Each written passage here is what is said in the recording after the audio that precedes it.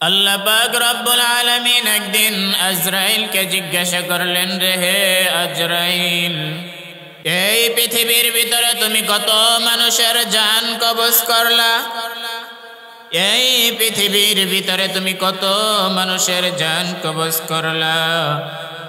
মায়ের সামনে ছেলের লাশ, মায়ের সামনে থেকে তার সন্তানকে তুমি নিয়ে আসলা, বাবার সামনে থেকে তার ছেলেকে নিয়ে আসলা, আবারও ছেলের সামনে থেকে তার বাবাকে নিয়ে আসলা, স্ত্রীর সামনে থেকে তার স্বামীকে জান কবজ করে আমার দরবারে নিয়ে আসলা, আবার স্বামীর সামনে থেকে তার স্ত্রীর জান কবজ করে আমার সামনে নিয়ে আসলা।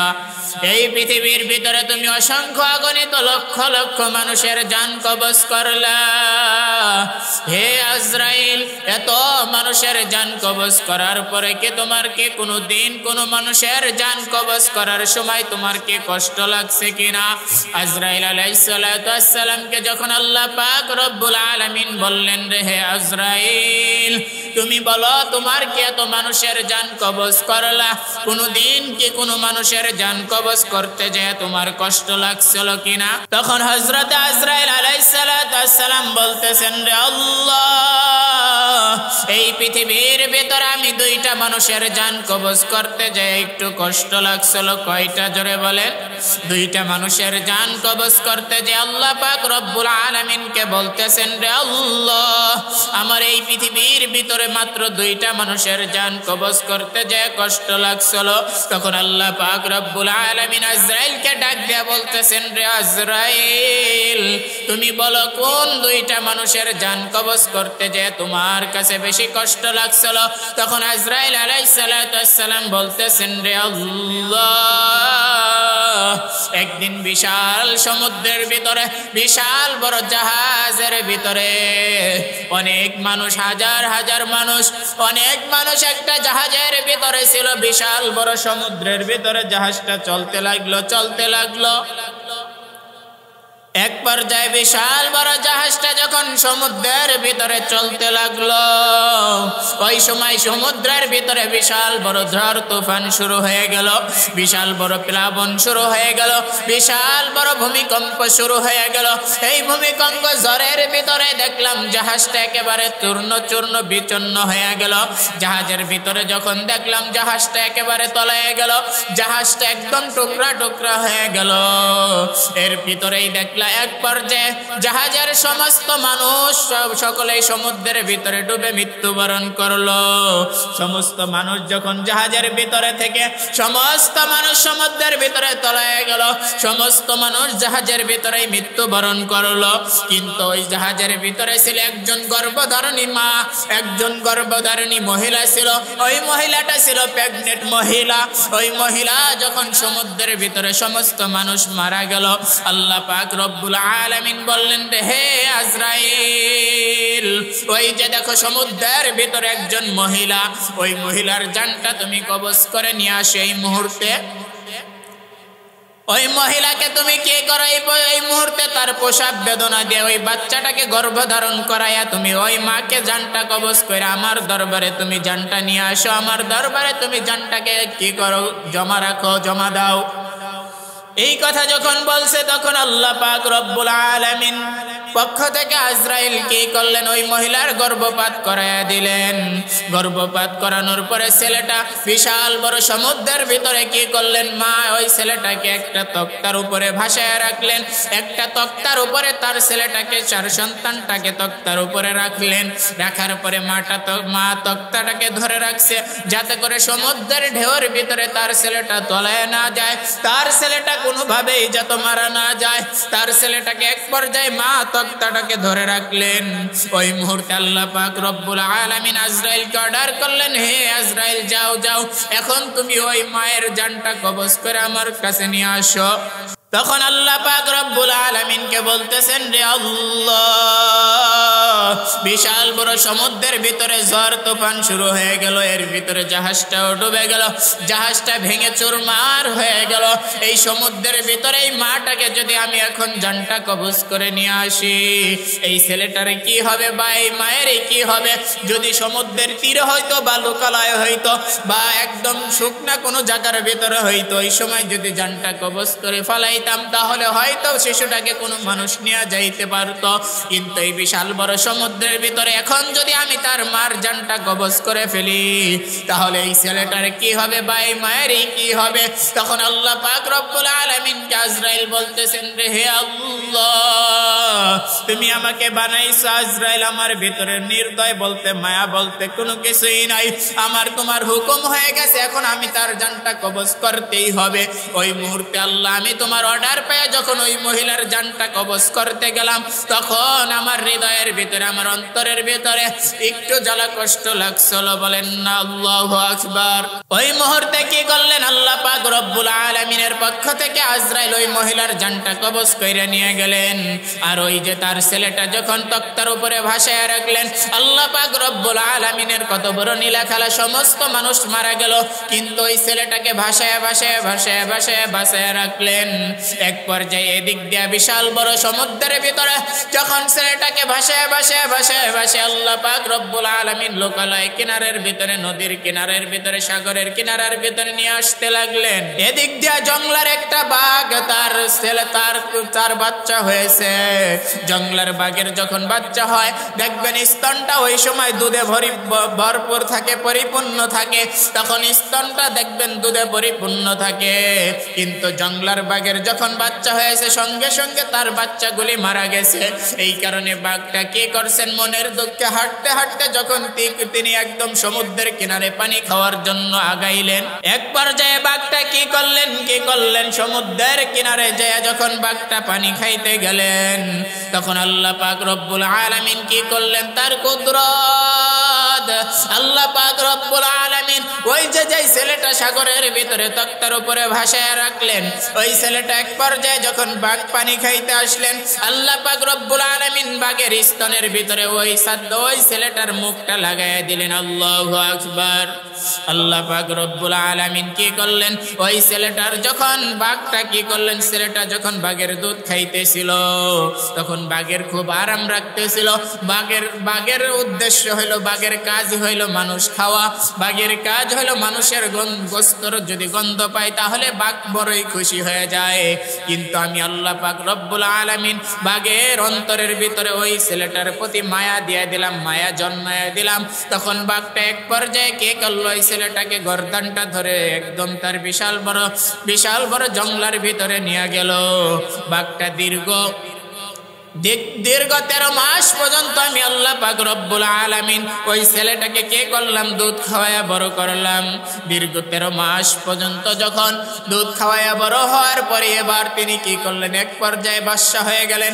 বড় হয়ে যাওয়ার পরে তিনি রাজা হয়ে গেলেন, তিনি বাদশা হয়ে গেলেন। তার নাম হইল বাদশা সাদ্দাত। কে বলে? বাদশা সাদ্দাত। এক পর্যায়ে তিনি একদম মিশরের একদম বাদশা সাদ্দাত বিশাল বড় রাজা হয়ে গেলেন। বিশাল বড় বাদশা হয়ে যখন গেলেন, হযরত হুদ আলাইহিস সালাতু ওয়াস সালামের জমানায় এই লোকটা আসছিল। হুদ আলাইহিস সালাতু ওয়াস সালামকে ডাক দিয়ে বললেন, রে হে হুদ, আল্লাহ পাক রব্বুল আলামিন তুমি যে আমাদের কাছে আইসা দাওয়াত দাও, তোমার আল্লাহ পাক রব্বুল আলামিন জান্নাতের ভিতরে জান্নাত বানাইছে, জাহান্নাম বানাইছে, তবে জান্নাতের ভিতরে কত নিয়ামত রাখছে, কত নাজ নিয়ামত আল্লাহ পাক রব্বুল আলামিন রাখছে, তুমি যে প্রতিদিন আমাদের কাছে আইসা দাওয়াত দাও, আমি আল্লাহ পাক তোমার আল্লাহর জান্নাতে যাব না। বলেন না নাউজুবিল্লাহ।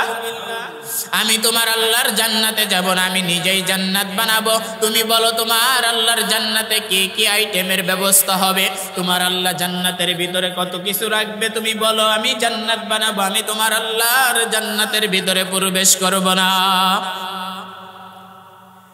এবার যখন হুদ আলাইহিস সালাম বললেন আল্লাহর জান্নাতের একটা ইট হবে স্বর্ণের, একটা ইট হবে রূপার, বলেন না সুবহানাল্লাহ। একটা ইট হবে স্বর্ণের, একটা ইট হবে রূপার, মণি মুক্তা দেয়া হবে তার গাঁথনি।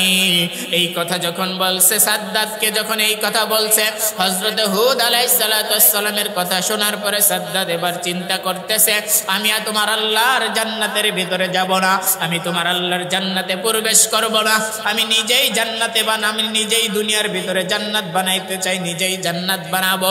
এবার সাদ্দাত তার কর্মীদেরকে অর্ডার করলেন, যাও যাও এই পৃথিবীর ভিতরে যত জায়গায় স্বর্ণ পাবা, যত স্বর্ণ রূপা যত কিছুই পাবা, সব স্বর্ণগুলি আমার কাছে এনে জমা করো। এই সমস্ত স্বর্ণ দিয়ে আমি আমার জান্নাত বানাবো। 48 কিলোমিটারের ভিতরে 12,000 কামরা বিশিষ্ট একটা জান্নাত বানাইলেন সাদ্দাত। সাদ্দাত কি করলেন, যখন তার কর্মীদেরকে যখন একদম এলাকার ভিতরে সমস্ত জায়গায় জায়গায় যখন বেজায় দিলেন, লাগাইয়া দিলেন, এবার সাদ্দাতের কর্মীরা কি করতেছিলেন, যত মানুষের কাছে স্বর্ণ পায় সমস্ত মানুষের কাছ থেকে স্বর্ণগুলি আনতে লাগলেন। এক পর্যায়ে একজন মহিলা, তিনি ছিলেন বিধবা মহিলা, তার স্বামী নাই, তার ছেলে সন্তান কেউ নাই, শুধুমাত্র তার কাছে একটু জ্বালা স্বর্ণ ছিল, ওই স্বর্ণটুকুই তার ছিল সম্বল, ওই স্বর্ণটুকুই তার শেষ সম্বল ছিল। ওই স্বর্ণটা যখন সাদ্দাতের কর্মীরা যখন আনতে গেলেন, ওই মহিলা বলতেছে, না না আমি আমার স্বর্ণ দিব না, এতটুকুই আমার শেষ সম্বল, আমি আমার স্বর্ণটুকু দিব না। এবার যখন মহিলা এই যে দেওয়ার জন্য যখন দ্বিধাবোধ করলেন, এবার সাদ্দাতের কর্মীরা ওই মহিলার, বিধবা মহিলার স্বর্ণটুকু জোরপূর্বক নিয়ে আসলেন। এবার মহিলা মাটির ভিতরে গড়াগড়ি খায়া একটা বদদোয়া দিয়েছিলেন, এই বদদোয়াই সাদ্দাতকে ধ্বংস করে দিছে। ওই মহিলা বদদোয়া দিলেন, কি বললেন, ওই মহিলা বলতেছেন, রে আল্লাহ, এই পৃথিবীর 3 জন মানুষের দোয়া একদম সরাসরি আল্লাহ পাক রব্বুল আলামিনের দরবারে কবুল হয়ে যায়।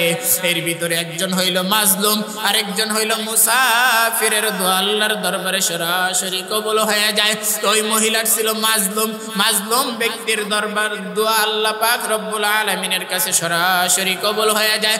মাজলুমের দোয়ার ভিতরে কোনো আল্লাহর ভিতরে কোনো পর্দা থাকে না, বলেন না সুবহানাল্লাহ। তো ওই ব্যক্তি ছিলেন মাজলুম, আর সাদ্দাতের কর্মীরা তার কাছ থেকে জুলুম করে যখন স্বর্ণগুলা নিয়ে আসলো, এবার ওই মহিলা একটা বদদোয়া দিলেন। ওই মহিলা বলতে লাগলেন, হে আল্লাহ, আজকে তোমার যেই মানুষটা আমার শেষ সম্বলটুকু নিয়ে গেল, তুমি এই মানুষটার কি করতে দিও না, তার জান্নাতের ভিতরে প্রবেশ করতে দিও না, তুমি তার জান্নাতের ভিতরে প্রবেশ করতে দিও না। এবার এক পর্যায়ে যখন ওই স্বর্ণ নেওয়ার পরে সাদ্দাত কি করলেন, 22,000 শ্রমিক মিল্লা একদম 20,000 কামরা বিশিষ্ট, 22,000 কামরা বিশিষ্ট যখন একটা জান্নাত বানাইলেন সাদ্দাত। জান্নাত বানানোর পরে যখন সাদ্দাতের জান্নাত বানানো কমপ্লিট হয়ে গেল, সাদ্দাতের জান্নাত বানানো যখন কমপ্লিট হয়ে গেল, একেবারে কমপ্লিট হয়ে গেল, এবার সাদ্দাত কি করলেন, রাজকীয় ঘোড়ার উপরে উঠা তার সাদ্দাত এবার জান্নাত উদ্ভাবন করার জন্য রওনা করলেন। সাদ্দাত যখন তার জান্নাত উদ্ভাবন করার জন্য রওনা করলেন, এক পর্যায়ে যখন কি করলেন, সাদ্দাত বিশাল বড় সেনাবাহিনী, হাজার সেনাবাহিনীদেরকে পাহারা দিয়ে জান্নাত যখন উদ্ভাবন করার জন্য শাহী ঘোড়ার উপরে চৈরা যখন সাদ্দাতের জান্নাত ভ্রমণ করার জন্য যখন সাদ্দাত যাইতে লাগলেন, এক পর্যায়ে যখন সাদ্দাত কি করলেন, তার জান্নাতের গেটের কাছে গেলেন। এরকম ভাবে তার সেনাবাহিনী পাহারা দিতেছিল। সাদ্দাত যখন জান্নাতের গেটের সামনে গেলেন, সাদ্দাত জান্নাতের গেটের সামনে যাওয়া মাত্রই কি করলেন, একজন মুসাফির দেখতেছে, সাদ্দাত দেখতেছে গেটের সামনে একজন মুসাফির বসা। কি একজন মুসাফির বসা দেখে সাদ্দাতের মাথা গরম হয়ে গেছে। হাই হাই, এত সুন্দর করে সেনাবাহিনী দিয়ে আমি পাহারা দিলাম, আমার সাদ্দাত আমি আজকে জান্নাত ভ্রমণ করব, জান্নাতটা ঘুরে দেখব, এই এত সুন্দর করে সেনাবাহিনী দিয়ে পাহারা দিলাম, আজকে রাগ আমি যখন আমার এই সাদ্দাত আমি কি করলাম, আজকে আমার জান্নাতটা ভ্রমণ করার পরে তাদের সকলের চাকরি বরবাদ করে দিব, সকলেই চাকরি বাদ করে দিব। সাদ্দাত যখন এই চিন্তা করতে লাগলেন, এক পর্যায়ে কি করলেন, সাদ্দাতের পিছনে হাজার মন্ত্রীরা দাঁড়ায় রয়েছে। এবার সাদ্দাত চিন্তা করতেছে, আমি যদি এখন মুসাফিরকে লাথি মারি তাহলে মান সম্মান চলে যাবে, আমি যদি এখন মুসাফিরকে লাথি মারি তাহলে মানুষ অনেক আমার পিছনে হাজার হাজার মন্ত্রীরা আছে, হাজার হাজার বাদশারা আছে, তারা যদি আমার এই কাজটা দেখে তাহলে তারা অন্তরের ভিতরে ঘৃণা করবে। এবার সাদ্দাত যখন এক পর্যায়ে এটা চিন্তা করার পরে সাদ্দাত যখন জান্নাতের ভিতরে ঢুকবে, এবার মুসাফিরকে বলতেছে, হেই মুসাফির, দাঁত কিমরে সাদ্দাত বলতেছে, যা যা এখন থেকে সরে যা, আমি তোকে, তুই পরে যা চাবি আমি তোকে তাই দিয়ে দিব, তুই যা চাবি আমি তোকে তাই দিয়ে দিব, তুই এখন থেকে সরে যা, পরে আমি, তুই পরে আসিস, তোকে আমি ভিক্ষা যা লাগে তাই দিয়ে দিব, এখন তুই আসিস না, পরে শোন শোন, তুই এখন থেকে সরে যা। এবার ওই মুসাফির, তোরে সাদ্দাত, না তুমি একটু মাথাটা একটু নিচা করো, আমি তোমার সাথে দুইটা কথা বলবো। কয়টা? আমি তোমার কানে কানে কয়টা কথা বলবো। এই কথা যখন বলছে, এবার সাদ্দাত বলতেছে, তুই সরে যা, এখন তোর সাথে আমার কথা বলার কোনো সময় নাই, আমি এখন আমার জান্নাত বানাইলাম এত সুন্দর কইরা, আমি আজকে আমার জান্নাতের ভিতরে প্রবেশ করব, আমি আমার জান্নাত উদ্ভাবন করার জন্য আসলাম, তোর কথা শোনার জন্য আমার সময় নাই, তুই এখান থেকে সরে যা, এখান থেকে সরে যা। এই কথা যখন বলছে, এবার ওই মুসাফির ব্যক্তি বলতেছে, না না, আমি যাওয়ার জন্য আসি নাই, আমি দুনিয়ার বাদশার, যত বড় বাদশাই হোক না কেন, যত বড় এমপি মন্ত্রী হোক না কেন, যার দরবার, যার দরজার ভিতরে একবার কড়া লাগাইয়া দেই, দুনিয়ার কোন রাজা বাদশা আমাকে সরাইতে পারে না, দুনিয়ার কোন যত বড় মন্ত্রী হোক না কেন, দুনিয়ার কোন রাজা বাদশা আমাকে সরাইতে পারে না। বলেন না সুবহানাল্লাহ। এবার সাদ্দাতকে ডাক দিয়ে বলতেছে, সাদ্দাত তোমার মাথাটা একটু নিচা করো, আমি তোমার সাথে কয়েকটা কথা বলবো। এবার সাদ্দাত ঘোড়ার পায়ে থেকে কি করলেন, একটা পাও নিচে রাখলেন, নিচে রাখার পরে যখন সাদ্দাতের মাথাটা একটু নিচা করলেন, এবার আজরাইল কি করলেন, তার মুখটা লাগাইয়া বলতেছে, তুমি কি আমাকে চিনতে পারছো? আমি হলাম মালাকুল মাউত আজরাইল। বলেন না সুবহানাল্লাহ। এবার যখন বলতেছে আমি মালাকুল মাউত আজরাইল, সাদ্দাতের ভিতরে কম্পন শুরু হয়ে গেছে, সাদ্দাত ভয় পেয়ে গেছে, হায় হায়, এখন যদি আমাকে মৃত্যু হয়ে যায় তাহলে আমার কি হবে? এত সাধনা কইরা আমি দীর্ঘ 20 বছর লাগাইয়া 22,000 শ্রমিক মিল্লা জান্নাতটাকে বানাইলাম, আমি যদি আমার জান্নাতের ভিতরে না যাইতে পারি তাহলে তো আমার আজকে আশাটা পূরণ হবে না।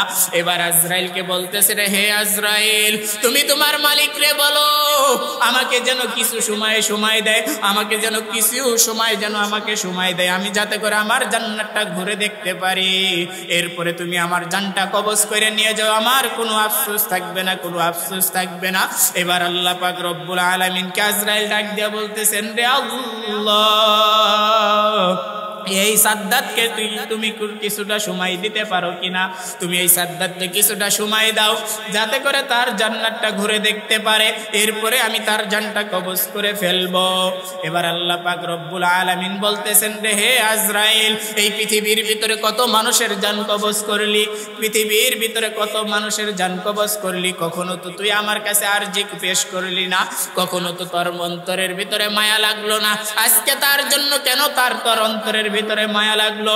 এবার আজরাইল ডাক দিয়া বলতেছেন, রে হে আল্লাহ, এত বছর লাগে তিনি জান্নাতটা বানাইলেন, এই কারণে তার জন্য আমার একটু অন্তরের ভিতরে মায়া লাগতেছে। এবার আল্লাহ পাক রব্বুল আলামিনকে আজরাইল ডাক দিয়া বলতেছেন, আল্লাহ পাক রব্বুল আলামিন আজরাইলকে বলতেছেন, এই পৃথিবীর ভিতরে তোমার সবচেয়ে বেশি জান কবজ করতে কোনোদিন কি কষ্ট লাগছে নি? তখন বলতেছে, আল্লাহ, আমার 2টা মানুষের জান কবজ করতে সবচেয়ে বেশি কষ্ট হয়েছে।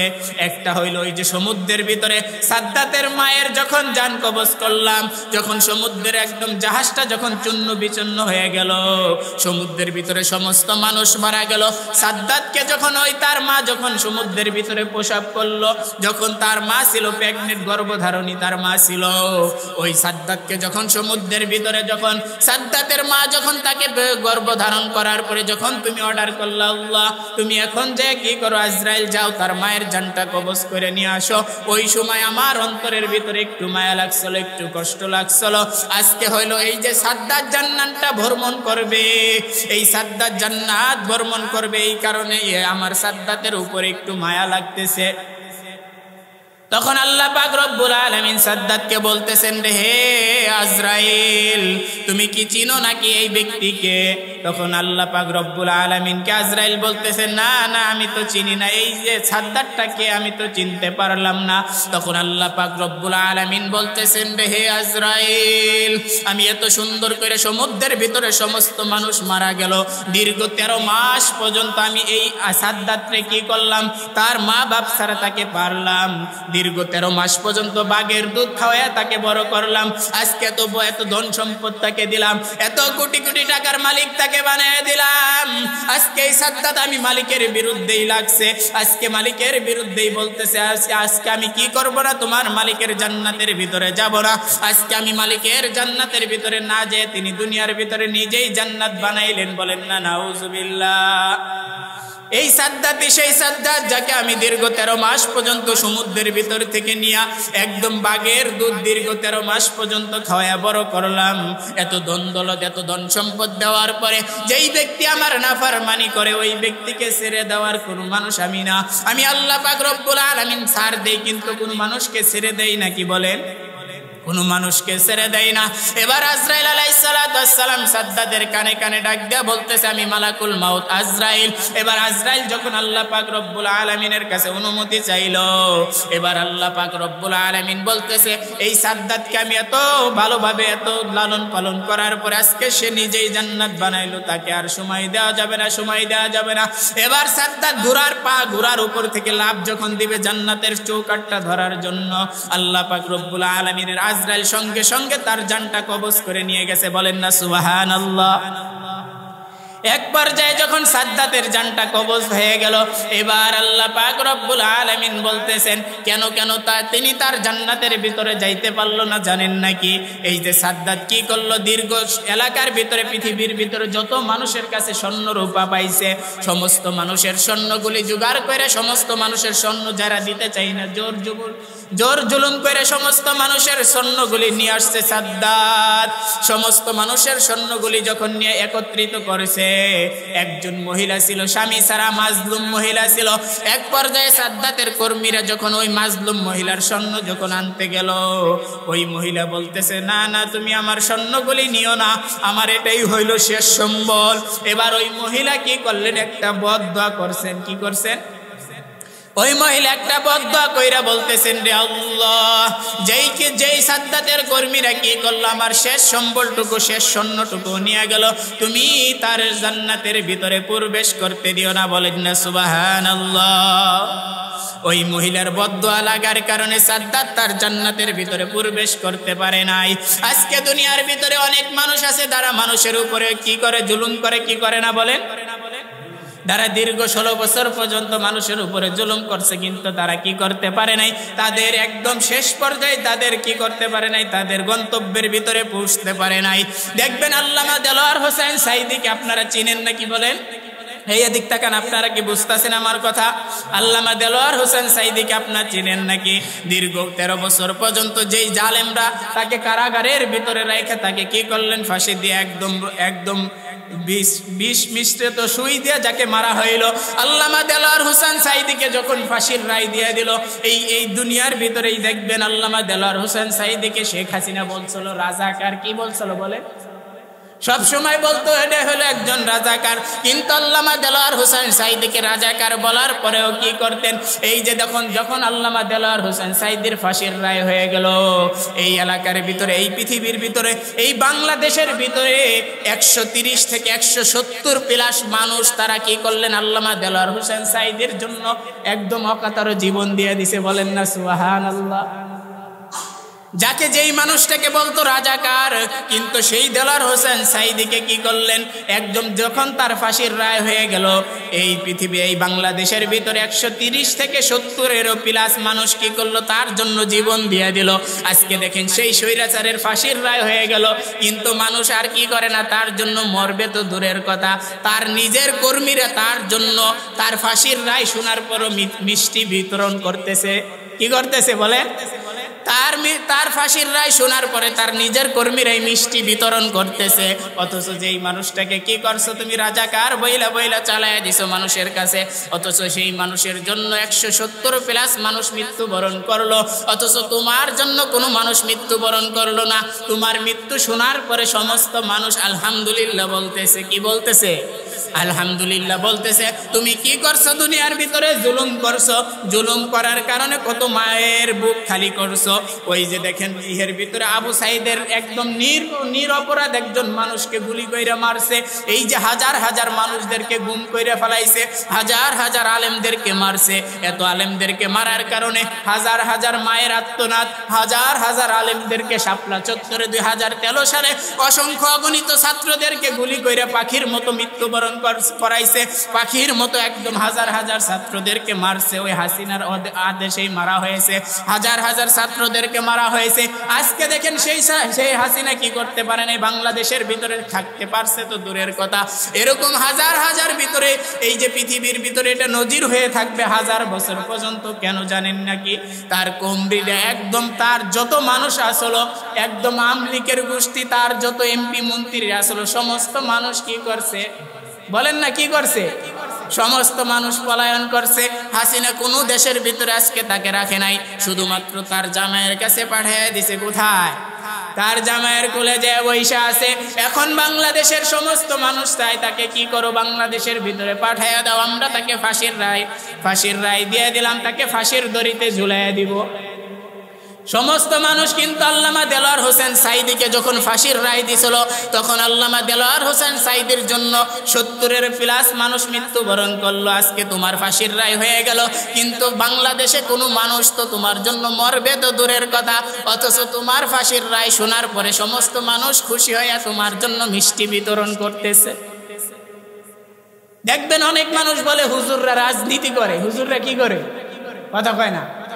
হুজুররা রাজনীতি করে। হুজুররা কেন রাজনীতি করবে? হুজুররা শুধুমাত্র মসজিদের ভিতরে থাকবে, আল্লাহর জিকির করবে, শুধুমাত্র আমাদেরকে নসিহত করবে, জান্নাত জাহান্নামের বয়ান করবে। হুজুরদের কাজই মনে হয় এইটা।